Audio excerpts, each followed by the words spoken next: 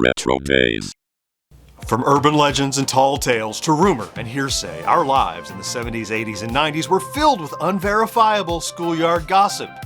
We lived during a time before widespread internet usage, when untruths were easy to spread and easier to believe. We had no microcomputers masquerading as phones in our pockets. There was no instantaneous Google search or AI assistant awaiting our probing questions. But what about when even research using these innovations still doesn't provide the answer you're expecting? When the thing lying to you is your own mind? So often I'll remember something from the past in a particularly vivid way, only to find out I was completely wrong. Those easy Google searches turn up a fast answer, but the answer doesn't conform to my memory. Are these simply misremembered facts, or are they proof of the existence of alternate realities?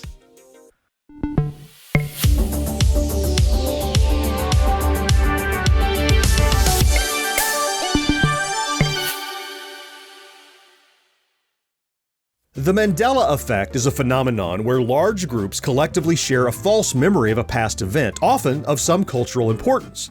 The term was coined in 2009 by Fiona Broom based on a widespread belief that Nelson Mandela died in prison in the 1980s rather than in 2013.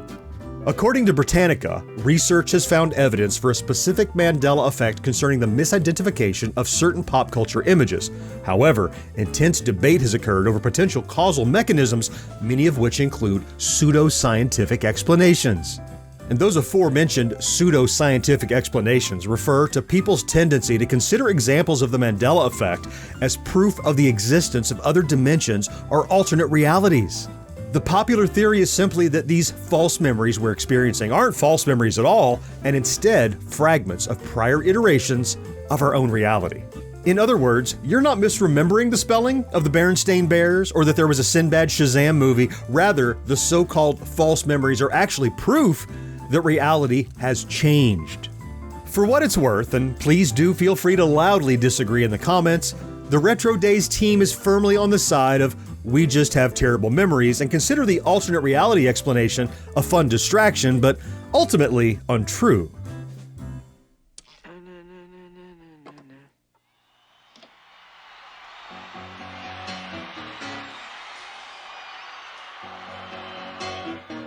Just take those old records off the shelf. I said listen to them by myself. Today's music ain't got the same soul.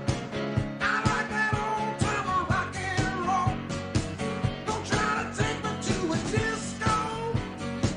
You'll never even get me out on the floor. In 10 minutes I'll be late for the door. I like that old time of rock and roll. Still like that old time of rock and roll. That kind of music just soothes my soul.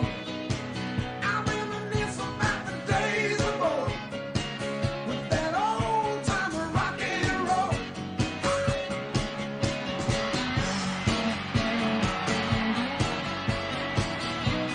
Unless you've watched Risky Business often throughout your life, you might have been surprised while watching this clip to realize Tom Cruise is not wearing sunglasses or a white shirt during his iconic lip sync dance. If I'm being honest, I had a pretty vivid image of Joel sliding into frame, then turning to reveal himself wearing sunglasses, which he then rips from his face and tosses away as he continues to dance. Additionally, I remember his shirt as being white rather than the pink one he's actually wearing in the scene. Where did that memory come from? And if it's a false memory, why do so many other people remember it this same way? While some likely jump straight to the alternate reality answer, I think this one isn't that hard to puzzle out.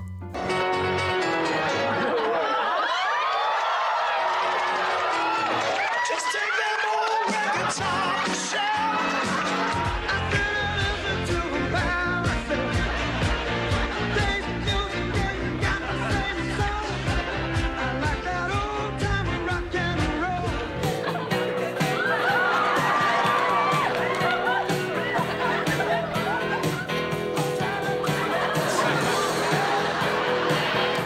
What's probably happening is that, at first, people were simply mixing up memories from the film, since Tom Cruise, as Joel, does wear sunglasses throughout much of the movie. Additionally, the poster features him wearing sunglasses. Over time, this false memory was reinforced by parodies of the scene, Halloween costumes, and finally, people sharing their disbelief when they discovered the truth. Even The Simpsons recreated the scene with Homer wearing sunglasses, which certainly didn't help. Obi-Wan never told you what happened to your father. He told me enough. He told me you killed him. No. I am your father. This particular false memory is so voracious that many have come to believe that there are earlier releases where Vader does say Luke and the dialogue has been changed. One such YouTube upload that has been altered to include Luke, yet is labeled as an unaltered scene in the title, has many dozens of comments claiming that this is the true quote and providing various theories as to what releases have the real quote and why it was changed. He told me you killed him. Luke, I am your father. We have other people uploading fake versions with titles like, "This VHS survived the Mandela Effect." Obi-Wan never told you what happened to your father. He told me enough. He told me you killed him. Luke, I am your father. Then, in the comments section, YouTuber Give Me the Truth 5778 posted this comment. "Thank you for reposting my restored video, David. However, please do not mislead people into thinking that this video has survived the Mandela Effect. If a video actually survived the Mandela Effect, then it would conflict with the theory itself, since history has been rewritten most likely with the use of quantum physics. To confirm once more, this is indeed a professionally edited and restored video that I created." To complicate matters, there's an interview with James Earl Jones himself where he recalls first seeing the quote and repeats it with Luke intact. When I first saw the dialogue that said, "Luke, I am your father," I said to myself, he's lying. I wonder how they're going to play that lie out. In my research, I saw a lot of comments suggesting that the Luke version of the quote was on official Star Wars merchandise and that they wouldn't let that happen if it wasn't the real quote. So I searched around a bit and saw plenty of vintage stuff that said, "I am your father," but none with Luke included. There are, of course, newer bootleg shirts with the Luke quote, and I honestly wouldn't be surprised if some vintage clothing or merchandise did include Luke, though I'd still argue that doesn't prove it was ever in the movie. Again, like with Risky Business, this seems to be a matter of people repeating a misquote so often and so publicly that it feels real. There are tons of other examples of this type of Mandela effect because quotes are so easy to misremember and then repeat incorrectly.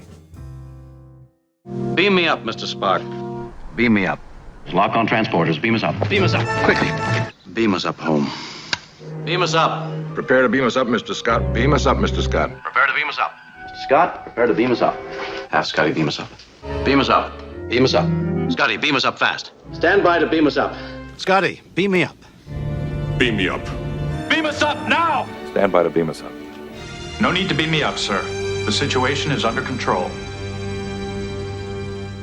Courtesy of Ryan's Edits on YouTube, be sure to check out their channel, we have this supercut of nearly every possible way of saying beam me up, though missing the one everyone seems to quote, "Beam me up, Scotty." A commenter on this video makes a good point about the misquotes. Robbie Bavard 8034 says, "When you're doing the quote, adding the character name puts it into context, even if it's not 100% accurate. Take out the names and the phrases on their own don't make much sense or register as a reference. The Scotty and Luke are added so that when a real person outside of the show is quoting it, well, it makes sense as a quote."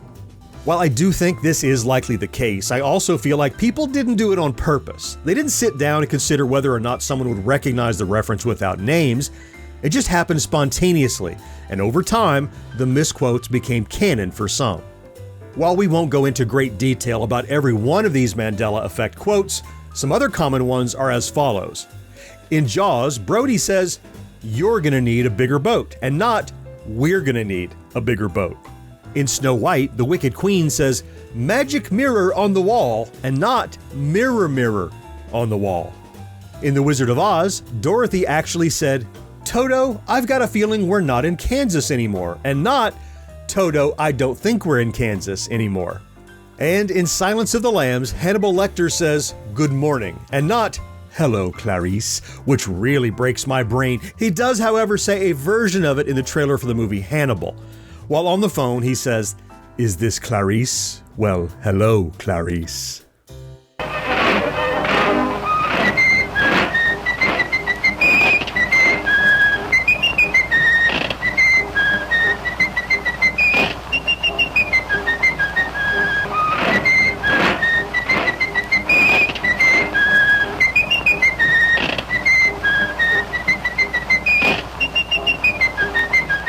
The case of the missing suspenders with Mickey Mouse is an interesting one.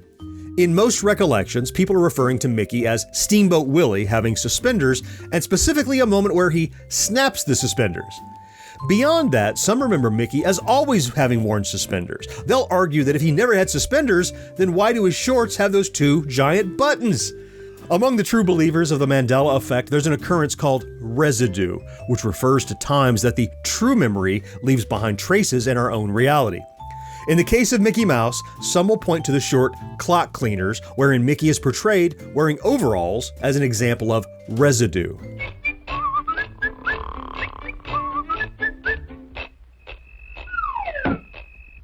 Others are quick to point out that though the straps of overalls have a similar look, they aren't suspenders. Additionally, this isn't Mickey's usual outfit and rather a special costume for this particular short. Another common image-based example is that of Pikachu from Pokemon having a black-tipped tail. I imagine anyone who's been an avid Pokemon fan since the beginning probably doesn't have this false memory as much as people who haven't interacted with the franchise since the early days. Other examples of this type include the Monopoly Man having a monocle, well, he doesn't, and Shaggy from Scooby-Doo having an Adam's apple, he doesn't. My baloney has a first name, it's O-S-C-A-R. My baloney has a second name, it's M-A-Y-E-R. Oh, I love to eat it every day, and if you ask me why, I'll say, 'cause Oscar Mayer has a way with B-O-L-O-G-N-A. Oscar Mayer, the first name in Bologna. How's that? If there's anything that stands out as potential proof that the Mandela Effect phenomenon is merely a matter of failing memories, I present to you the wide category of stuff you totally thought you knew how to spell, but turns out you don't. Yes, my friend, there's even a song to help you remember the spelling of Oscar Mayer. And yet there are some who staunchly believe it's spelled M-E-Y-E-R. I can only assume it's due to the pronunciation. But does he know all the words to the Oscar Mayer song? Oh, I wish I were an Oscar Mayer wiener. That is what I'd truly like to be. 'Cause if I were an Oscar Mayer wiener, everyone would be in love with me. But that's not the only example. We also have Captain Crunch versus Cap'n Crunch, Whiteout versus Whiteout, Kit Kat versus Kit Kat, Skechers versus Skechers, Febreze versus Febreze, Mike and Ike versus Mike and Ike, Jiffy versus Jif, Tostinos versus Totinos, and many others. The answers, if you were wondering, were all of the second options: Cap'n Crunch, Whiteout, Kit Kat, Skechers, Febreze, Mike and Ike, Jif, and Totinos. I feel like we haven't even scratched the surface of this topic. Though I'm skeptical of the more fanciful explanations of the Mandela Effect, it's nonetheless a fascinating subject. In fact, I consider it even more interesting when we acknowledge the phenomena has to do with our own brains instead of some kind of rift in the fabric of space-time. The effect points to our ability to reframe reality over time, and it forces us to acknowledge that even our own minds can betray us. They say seeing is believing, but what is it worth if we can't trust our own memories? How much of our own pasts are distortions? Well, those are some big questions meant for personal reflection. But as for this video, which of the false memories did you think were real? Do you believe in the alternate reality theory, or do you think we just collectively misremember things?